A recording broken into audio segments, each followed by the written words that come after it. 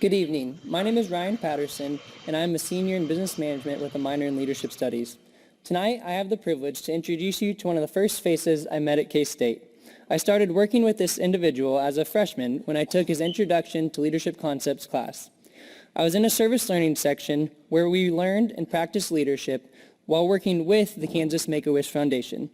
We were inspired by this individual to make a true difference in the community from the coursework we were doing.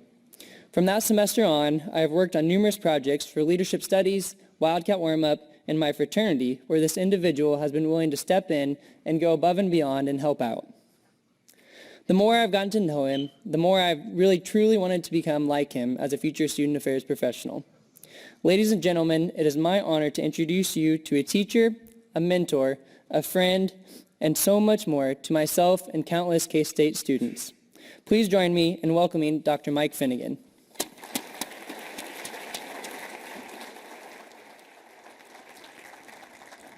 Dr. Patterson, thank you very much for the introduction. I call him Dr. Patterson because little does he know, but by the time he's 30, he'll have his PhD. Today, I'd like to talk to you a little bit about service learning, the power of 2 words. And I think the best way to do that is through a narrative, through a story, to kind of share with you how I became an advocate of student learning and of service learning in the work that I do. First off, I believe that leadership and service are closely linked together. In fact, how we think about leadership influences how we practice leadership. So wouldn't it make sense that we think about leadership in the context of service, in the context of community, to where we can really think about what we're learning and connect this through a service learning model?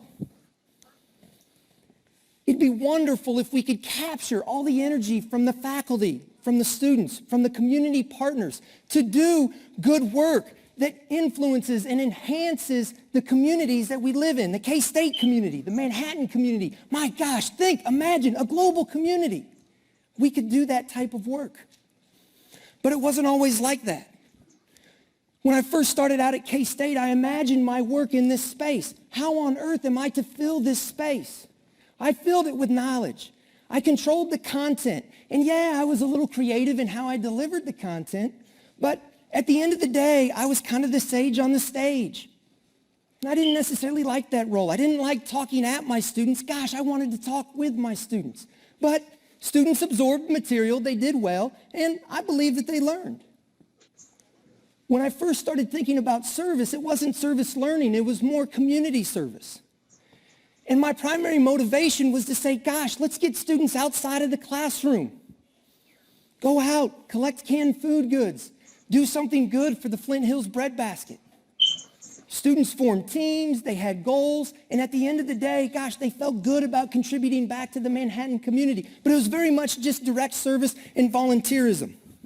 And then one of my colleagues challenged me. She said, hey, Finn, let's build something. So not only did we build a building, gosh, we built service learning into our curriculum. And it mattered.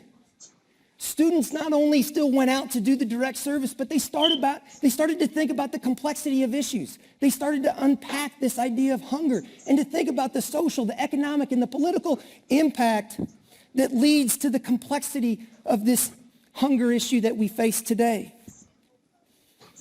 We had models, so we weren't just doing this because it felt good, but we thought, gosh, let's prepare our students. Let's get them out into the community to have some sort of action. And then let's create space so they can reflect on that action as they exercised leadership and evaluated their work. So gosh, hopefully they'd be more informed and better citizens and stewards of this responsibility that we have as community members.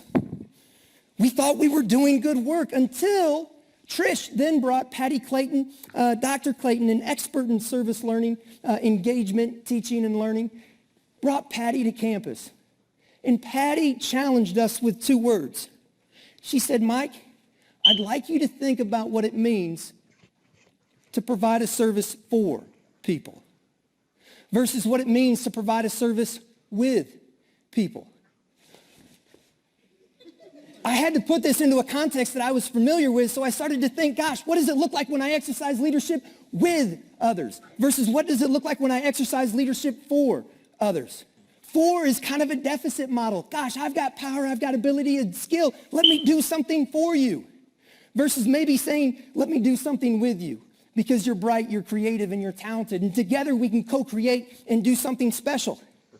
I used to write letters of recommendation for my students. Hey, Mike, will you write me a letter of rec? Absolutely. Tell me the when and the where and the who. I'll send it out by next week, Tuesday.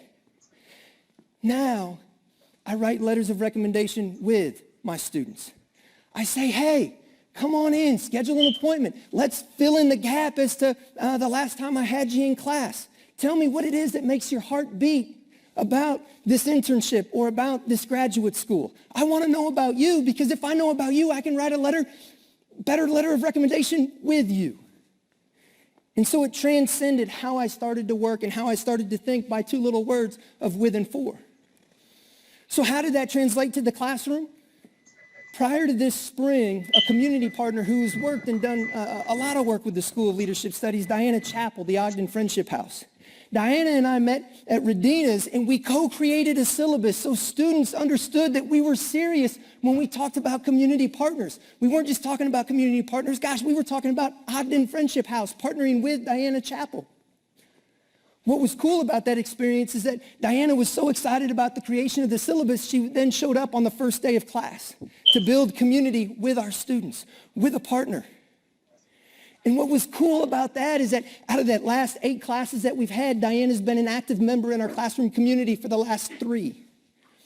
This weekend, Saturday night, our students went out and actually hosted a dinner for the Ogden community so they could learn firsthand about the issues that impact the citizens who care the most about the community that they live and work in.